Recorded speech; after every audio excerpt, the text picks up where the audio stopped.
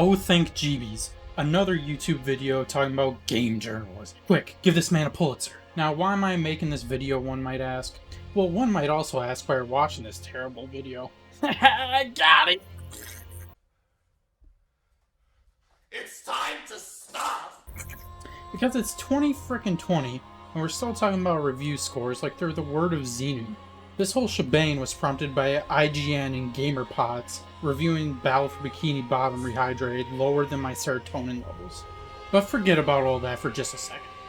I want to be upfront with my thoughts on Battle for Bikini Bottom before we get any deeper in this old rabbit hole that is seemingly impossible to escape from.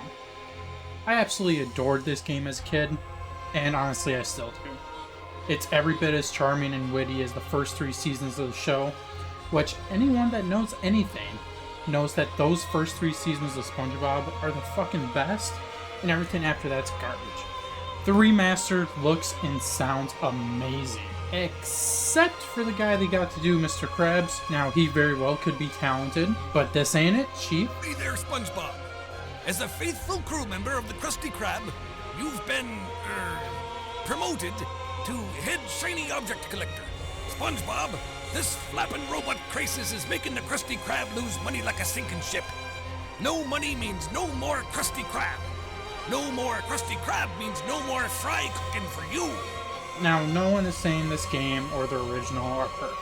They have issues. Can there be a whole lot of tomfoolery at times? Absolutely. Simple? Sure. Easy? It sure is. Now, is it too simple or too easy? Personally, sometimes yes. For others, I can definitely see how that can be the case for the entire game. But that's also the entire point of the game. It's not meant to be unbearably difficult or this superbly profound, thought-provoking experience. It's meant to be an enjoyable game based on the TV show for fans of said TV show. It's a 3D platformer collectathon in the vein of Banjo-Kazooie. Be honest here. How many people in real life or online have you heard say, Super Mario Odyssey sucks, it should be more like The Last of Us? The number's probably lower than 9, and all less than 9 of those people belong in a mental institution, or are probably already in one. Let's put down the torches and pitchforks for just a second here, and pick up a scalpel, and really open up and dissect the negative reviews for this game from the more traditional gaming outlets. In one section of the puzzle, all you need to do is stand on a button, and that button opens a gate for you to bowl a bubble into so you can progress. The only problem is that during SpongeBob's wind-up animation for bowling, he walks forward. That means you fall off of the button, which closes the gate and prevents you from bowling the bubble where you intended, when you intended. These kinds of gameplay barricades are common and force you to restart and face your demons again and again and again. SpongeBob SquarePants Battle for Bikini Bottom Rehydrated is rarely amusing or challenging, and completing it is an entirely dry experience. Movement is just as unpleasant. It's a constant wrestle match with the mechanics that are both restrictive and awkward to a point that they remove your focus from the current objective and makes you want to put the controller down. Moving platforms are slow and you have to jump on them often. If you miss them, you end up bored sitting there looking at an idle animation for too long while you listen to the same short SpongeBob loop on repeat. Ultimately, the game winds up being an unpleasant nostalgia trip that nobody should pack their bags for. This is literally the fucking meteor coming down from space, destroying all the dinosaurs. Flashy remake feels more like a skin-deep remaster, doing little to fix the issues that plagued the original. Its graphical update is accompanied by some imaginative improvements, but those few bright spots aren't enough to bring Battle for Bikini Bottom's passable but simplistic gameplay up to the standard of a 2020 platformer, let alone impressive recent remakes like the Spyro Reignited trilogy. Every entrance to a new area is saddled with a few seconds of loading time, even when going into a small building like Patrick or Squidward's one-room homes. Overall, Battle for Bikini Bottom is an incredibly easy platformer with only a few truly challenging sections thrown in. The difficulty jump in levels like SpongeBob's Dream is often fun, but there's such whiplash from the rest of the adventure. And when they're done, the challenge reverts to being simplistic and kid-friendly for its final few challenges. But it does so little to stand alongside the best, or even the pretty good, platformer remakes and remasters we've seen this generation. It is my personal belief that the overall quality of every single video game ever made and released would be similar to the bell curve, which for those who don't know, picture a bell. One end, you have F, the other end, you have A. D, C, and B are in the middle, and then they're proportioned by amount. So, to apply that to video games, very rarely do you have a game that just is a fucking dumpster fire and just sucks ass in every way imaginable. But on the other hand, there are also very few games that are just out of this world spectacular, with most games being decent, enjoyable, good, lame, bad, any of those. But they're not an extreme. Let's see, what would be a good example here? Oh, I know. Shadow Warrior 3 just got announced. Let's look at Shadow Warrior 2. The average Metacritic score for this game across all 3 versions is 76. Now, if I had to score Shadow Warrior 2, it would fall right in line there. You know, somewhere in the 7 range. Flawed, simple, very much like Battle for Bikini Bottom, but also like Battle for Bikini Bottom. It's very much enjoyable, and there are way worse ways to spend your time, like arguing with people on Twitter over K-pop. Am I in any way saying that you shouldn't play Shadow Warrior 2? No, it's a fun game. And honestly, some people prefer just a game that's some simple fun over a game that tries to be really good, like The Last of Us or something. You know, just to stay topical while talking about SpongeBob in 2020. Not every game needs to be a 9 out of 10, a 10 out of 10. Nor should every game be that good. We need these middle games in here just to balance everything out. Because if every game was a 10 out of 10, they would stop being 10s out of 10, because that would be the new average. Plus, could you imagine the insane amount of pressure that would put on game developers? People that already work in an industry that's not unionized and where workers get treated like absolute garbage 9 times out of 10? Yikes. Alright, so to kind of prove my point about people caring way too much about review scores, I found this video on YouTube of this girl reacting to the really negative GameStop review for Battle for Bikini Bottom and Hellgrade. I don't know all that much about it. I just know she had a super bad breakdown over it. So I'm feeling like a lazy cunt, so I'll just watch and react to it. And I discovered the parts inside of me that I've been too afraid, too ashamed of, too apologetic. Do you realize how many times I want to send a boy a picture of my fully exposed vulva? And the first instinct is first to apologize for even messaging him in the first place.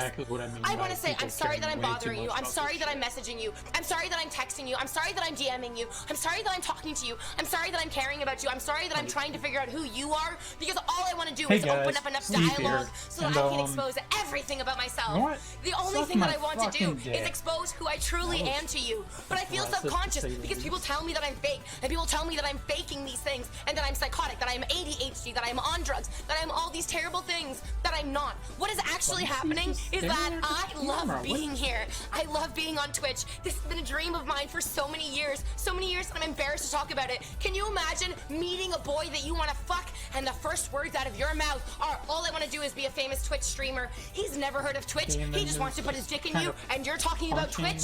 Guess what, motherfuckers? Sometimes it works out. I fucked that motherfucker, and he bought me this great big toy because I became a famous Twitch streamer. That motherfucker believed in my dream, even though he had never heard of Twitch before. And each and every one of you believes in my dream because we're on Twitch together today. And I believe that we can go even further, even higher, even more into the blanket fort. And I think that we can do it together. And I don't know that I can't do it by myself. I can literally only do it with each and every one of you. And I think that we can. This channel has grown bigger and faster and more intensely than any other channel on Twitch has ever before. The clips are good. Make sure the titles are sexy. Make sure that you do me good, guys, because I come in here every single day covered in glitter, covered in sequins, covered in booty shorts, covered in nylons, so that I do not violate the terms of service, so that each and every one of you can have both hands on the keyboard, so that you can enjoy the stream, so that you can have a good time listening to me, playing with me, singing with me, smiling with me, enjoying your life, which you do deserve to enjoy. Each and every moment of your life you enjoy, and each and every moment of your life is worthy. You guys, you can do it. You can be the best that you can be, and we can do it together. It's gonna take effort. It's going to take patience. It's going to take a lot of work. But if we don't try, then what the fuck is stopping us from just throwing ourselves off a bridge and giving up and saying, yeah, the planet is dying, the government hates us, the animals are leaving, the aliens aren't contacting us, we might be alone, it just might be you and me, but that's okay, because do you really need anyone else? Oh, wait, what was that, Phil? Yeah, I hooked up with Devin. Yeah, I knew she was only 14. She told me. Well, yeah, of course I was going to do it anyways. She meant dog years, right? What? Dude, why are you flipping out? She told me she was 14, and I was like, damn, that's yeah. Oh, she must be talking about in dog years, bro. So no. You can fuck a dog that's 14, that's legal, right? Wait, she wasn't? Dude, what? No. Bro, what? She wasn't? She was 14 in human years? She's pressing charging? What?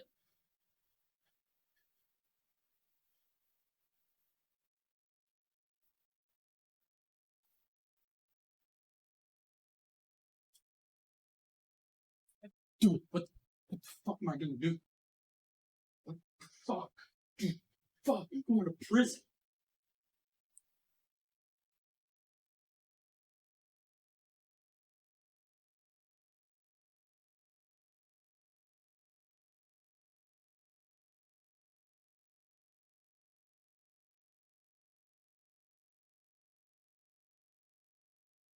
Alright guys, I got this. New vid, 10 ways to get your body prepped for prison. Just gotta work out. Oh damn. I'm gonna be so ready.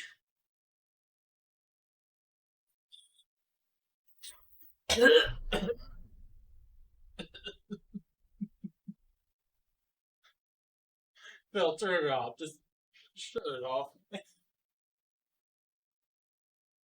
Here's an important question to ponder. Why do people still care so much about review scores? After all these years, all these debates, all these blogs, all these videos discussing the ins and outs, the pros and cons of them. Why? It seems that every year there's a few instances of a game releasing and something about that game's Metacritic score is controversial. Whether a group of people feel it's too low, too high, people end up sending death threats to the devs, people review bomb the game. It's all fucking stupid. A review is literally just somebody's opinion on a thing. A reviewer is somebody that reviews things professionally. Doing something professionally just means someone does said thing as a job. Review scores aren't even exclusive to professional reviewers. So why care about them so damn much? It's exhausting. There are a couple reasons I could come up with. One of them is we as the audience for the electronic entertainment medium known as video games are made to care about. What do companies love shoving into their trailers like there's no tomorrow? Accolades, awards, review scores, review blurbs. Fucking, it's only a matter of time before these companies start taking Billy Joe Bob's tweets that say, "Oh, this game good, dude, yeah," and start shoving their trailers full of that. Seriously, some of these trailers, if it's not gameplay being shown, it's some text from a review saying, "Oh, this game made me come in 5 seconds. What's the best you can last?" Companies are literally powerless at stopping themselves from polluting their trailers with this shit. Some even go as far as to copy, cut, and paste together sections of negative reviews for the product and spin them to try and sound positive, or threaten and strong-arm people that give them negative reviews. And that stuff is bad and stupid as well. Where was I going with all this? Oh yeah, companies do this because if other people think their Thinny Mahootser is good and buy it, they showcase that fact to other people. They'll want to buy their garbage product, and then it becomes this whole cycle. People buying an item and then saying their piece on it. And I'm pretty sure that's what the economy is. I don't know. I kind of tuned out of that class my senior year. But here's the thing. They wouldn't be doing this whole shebang if the process didn't actually work. It's how any recommendation algorithm does its job. Think about Spotify. There's the fans of this also listen to section. Why, yes, I love listening to Infinite Annihilation. Of course I'd like to listen to Tiny Tim. Thank you, Spotify. Amazon does this as well with related products, or recommended products based off of user reviews. Boy, oh boy, I sure do love the new King James Bible I got off of Amazon. I wonder what related products they'll offer me. A nice little Jesus statue, a picture of the Virgin Mary.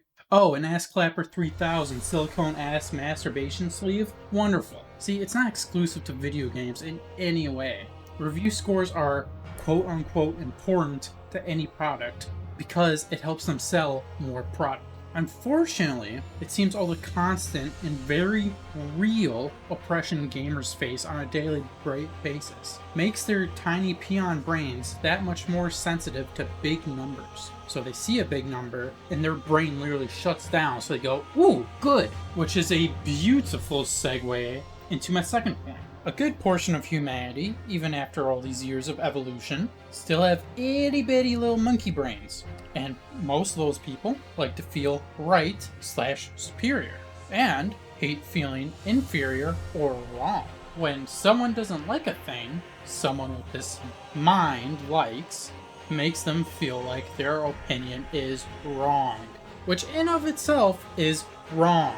Just because Donkey didn't care for the Final Fantasy VII remake doesn't mean you can enjoy it, nor does it mean you're wrong for doing so, nor does it mean he or anyone else is wrong for not regarding it in the same way as you. I'm saying nor way too fucking much. The point is, like what you like, and as disappointing as it may be that someone whose opinions you enjoy hearing doesn't feel the same way about a thing that you do, doesn't make anyone in this equation right, wrong, inferior, superior, like Michigan, like Erie. Alright, enough rambling. In conclusion for my thesis, I'll say this. Stop being dickheads to people who don't think a game or a movie is as good or bad as you do. You know what? Just be nicer to each other in general. Thanks for watching, and I hope you have a nice rest of your day.